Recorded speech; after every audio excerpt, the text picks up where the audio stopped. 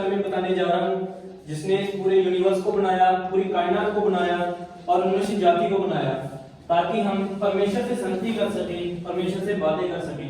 और परमेश्वर हमसे प्यार करते हैं। यदि हम भी परमेश्वर से प्यार करते हैं तो परमेश्वर हमें शांति देते हैं, हमें मुक्ति देते हैं, ताकि आप कौन से परमेश्वर की बात कर रहे हो? There is nothing such thing like God. What are you even talking about? आप कैसे कह सकते हैं? क्योंकि ये जो पृथ्वी है ये इस तरीके से बनी थी कि सूरज से एक टुकड़ा अलग हो गया था और जिसे कई करोड़ों साल लग गए ठंडे होने में और बाद में वो पृथ्वी बनी। और मनुष्य की रचना किसी परमेश्वर ने नहीं की है, बंदर से इंसान बना है। ये हमें साइंस बताती है। चलिए ठीक है। आप कहते हैं, पहली बात आप कहते हैं कि इस दुनिया की जो रचना है परमेश्वर ने नहीं की। तो इसके साथ जो मेरा पहला पॉइंट है कि अगर मान लो आप एक रूम में जाते हो, रूम में एक टेबल पड़ा है, टेबल के ऊपर एक बुक पड़ी है, तो आप सोचोगे बुक देख के कि ये बुक किसी ना किसी ने तो यहाँ रखी होगी, अपने आप तो आएगी नहीं, है ना, किसी ना किसी कारण से ये बुक आई होगी। तो इसी तरह परमेश्वर है, परमेश्वर ने सारे यूनिवर्स को बनाया है। हम देखते हैं कि ये सारी दुनिया बनी हुई है, लेकिन अगर हम देखते हैं कि इसको किसने बनाया है तो उसको ढूंढना थोड़ा मुश्किल है, लेकिन इसका एक आंसर है, वो है परमेश्वर। गॉड ने इस सारी क्रिएशन को बनाया। दूसरी बात, आप कहते हैं कि इंसान तो बंदर से है। बंदर तो आज भी दुनिया में, आज क्यों नहीं बंदरों से इंसान बनते? ठीक है, मान लो आप एक रास्ते पे जा रहे हो, रास्ते पर आपको एक घड़ी मिलती है, बहुत अच्छी वर्किंग कर रही है प्रॉपरली, और आप उसे उठा के पहनते हो और आप कहते हो कि यार वाह, कि ये घड़ी को है ना कितना अच्छा डिजाइन किया है ना, इसका डिजाइन कितना अच्छा होगा, किसी न किसी ने तो इसको डिजाइन किया होगा, है ना, इसका ग्लास है, इसकी चेन है ना, इसकी सुइयां जो घूम रही हैं। तो इसी तरह से परमेश्वर है, इस मनुष्य जाति को, ह्यूमन को परमेश्वर ने बनाया है। और ह्यूमन को 21% गैस चाहिए जिंदा रहने के लिए, लेकिन अगर इससे थोड़ी भी कम या ज्यादा होती है तो हम मर भी सकते हैं। और अगर हम देखते हैं अर्थ और सन का जो डिस्टेंस है, अगर अर्थ के करीब थोड़ी सी भी सन जो है वो आ जाए तो हम सब जल के मर जाएंगे, और अगर थोड़ा सा भी धरती से दूर हो जाए तो हम सब फ्रीज हो जाएंगे। मतलब मैं आपको ये समझाना चाहता हूँ कि परमेश्वर ने जो भी बनाया है इस क्रिएशन को, कि एक परफेक्टली तरीके से बनाया है, बहुत अच्छे तरीके से बनाया है, कोई भी कम ज्यादा या दूर या करीब नहीं बनाया है।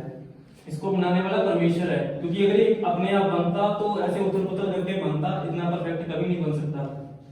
तो तीसरी बात मैं आपको बताना चाहता हूँ कि हम इंसानों के अंदर एक सही गलत की भावना है।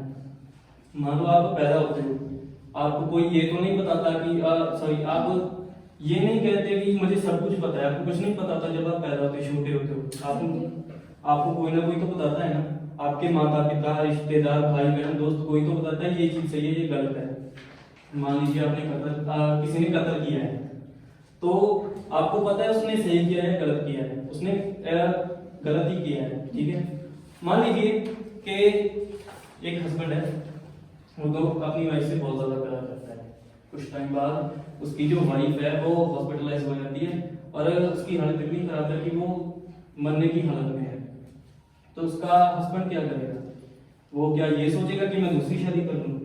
नहीं, वैसा कभी नहीं सोचेगा, क्योंकि अपनी वाइफ से प्यार करता है। हाँ, तो प्यार ये हमारे अंदर भावना है, नफरत, गुस्सा, किसी के लिए तरस, ये भावनाएं हमें परमेश्वर ने दी हैं, और हमें पता है कि सही और गलत में फर्क क्या है, ये हमें नहीं पता है। और हमसे भी पहले जो हमारे बाप दादा है, उनके भी बाप दादा है, उनको भी परमेश्वर के द्वारा बताया गया, उनको भी बिल्कुल नहीं पता था कि सही गलत क्या है। तो परमेश्वर है तो परमेश्वर ने किसने बनाया? परमेश्वर को किसी ने नहीं बनाया, परमेश्वर आदि से है। जब ये दुनिया भी नहीं बनी थी तब से परमेश्वर है, और ये सब कुछ हम जो देखते हैं उसको बनाने वाला परमेश्वर है, ना कि ये चीजों ने परमेश्वर बनाया है। परमेश्वर एक है, सच्चे हैं और प्यार करने वाले परमेश्वर है, और सब कुछ बनाने वाले परमेश्वर ही है। परमेश्वर प्रेम करके तो इतना दुनिया में इतना दर्द युद्धों को क्यों आया? परमेश्वर ने हमें इतना प्यार किया कि दुख दर्द हमने परमेश्वर ने हमें इतनी समझ दी है कि हम गलत और सही को पहचान सकें, और जब हम सही और गलत को पहचान लेते हैं तो परमेश्वर हमसे प्यार भी करते हैं।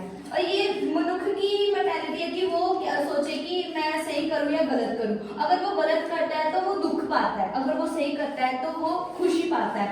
और जब ऐसा होता है कि परमेश्वर नहीं चाहते कि कोई मनुष्य गलत करे, वो मनुष्य की अपनी ही मर्जी होती है कि वो गलत करे। अगर गॉड है तो गॉड कैसे दिखते हैं? देखिए सिस्टर, आप सांस लेते हो ना, सांस लेते हो ना, हमें हवा से सांस मिलती है, ऑक्सीजन मिलती है, और आप इसे दिखा सकते हो ये कैसी है ना? आप बिजली देखते हो कि वायर में से करंट पास हो रहा है, आप वो करंट दिखा सकते हो कहाँ है? इसी तरह परमेश्वर है, परमेश्वर एक स्पिरिट है, वो दिखाई नहीं देते, हम उनकी प्रेजेंस को फील कर सकते हैं लेकिन उनको देख नहीं सकते। और अगर आप किसी से प्यार करते हो, आप प्यार को महसूस कर सकते हो लेकिन किसी को दिखा नहीं सकते। तो इसी तरह से परमेश्वर है, वो है पर वो दिखते नहीं है। मानते हो? तो मैंने सुना है कि जो लोग कहते हैं कि परमेश्वर है, वो लोग ये चीज़ भी कहते हैं कि परमेश्वर हमें प्यार करते हैं। तो अगर आप कहते हो कि परमेश्वर हमें प्यार करते हैं, तो परमेश्वर हम सभी को क्यों नहीं बचा लेते? आप कहते हो कि जो लोग उन पर विश्वास करेंगे सिर्फ उन्हीं को परमेश्वर बचाएगा। परमेश्वर अगर प्यार करते तो वो सभी को करते, तो वो हमें भी क्यों नहीं बचा लेते?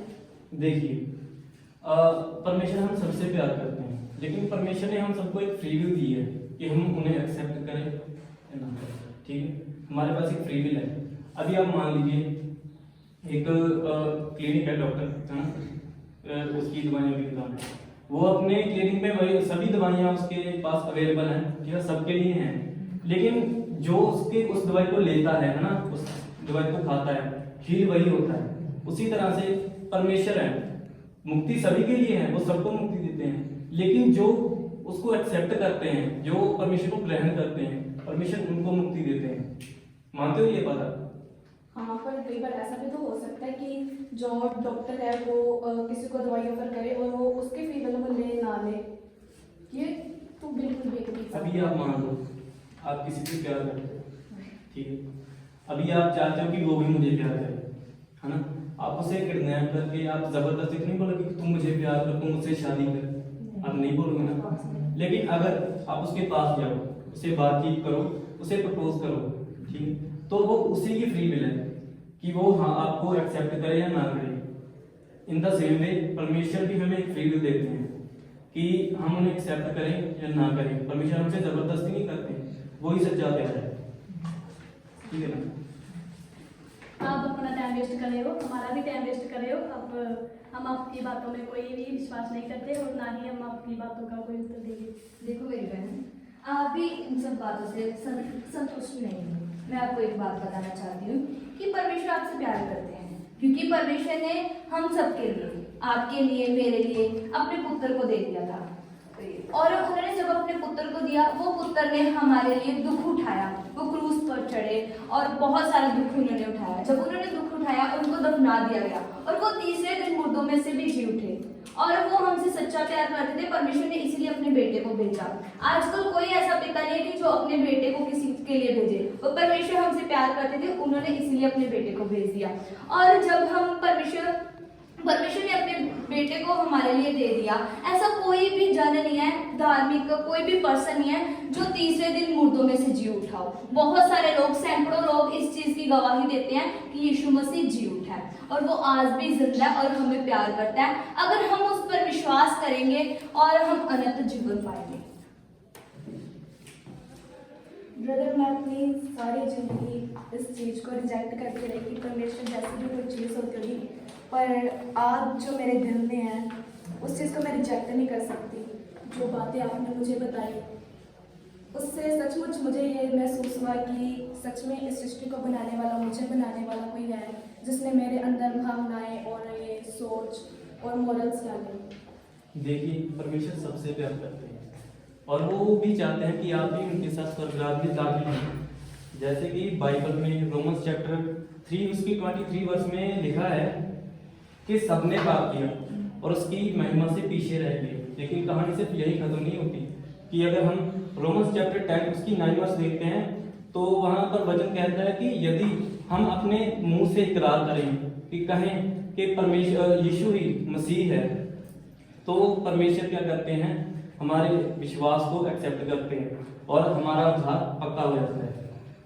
तो आपको अपना जीवन प्रभु को देना चाहिए ताकि प्रभु आपके पापों को क्षमा करे और आपको हील करे। अब मुझे भी एहसास हुआ है कि सत्य की तलाश में मैं गलत कर रही थी। तो अब हम परमेश्वर को कैसे जान सकते हैं? देखिए, आप अपने पापों से तौबा करें, अपना जीवन प्रभु को दें। आज तक आपने जो भी गलतियां की हैं आप उनका इकरार करें। अगर आप चाहते हैं तो क्या मैं आपके लिए प्रार्थना करूं? प्लीज करो। तो आइए हम अपनी आंखों को बंद तो करें। मैं आप सबको ये सिखाना चाहती हूँ कि ये वचन की जो बातें बेटा, थी वो सिर्फ आपकी बातों को नहीं बदलती बल्कि हमारे जीवन को भी बदलती है। अगर हम परमेश्वर को अपना उद्धारकर्ता मान लें, उस पर विश्वास लाएं, तो हम मुक्ति को पा सकते हैं। जैसे कि उन लोगों ने अपना जीवन परमेश्वर को दिया, मैं चाहती हूँ कि आप मेरे भाई बहनों अपना सारा जीवन परमेश्वर को दें ताकि आप मृत्यु से बचें, वो अनंत जीवन पाएं जो परमेश्वर ने हमारे लिए रखी है। लोग मर जाते हैं और उसके बाद उनका विनाश हो जाता है, पर मैं चाहती हूँ कि आप नाश ना हो बल्कि अनंत जीवन पाएं। आप भी अपने जीवन को बदले मेरे भाई और बहनों। मैं आपको सबको यही सिखाना चाहती हूँ। के वचनों में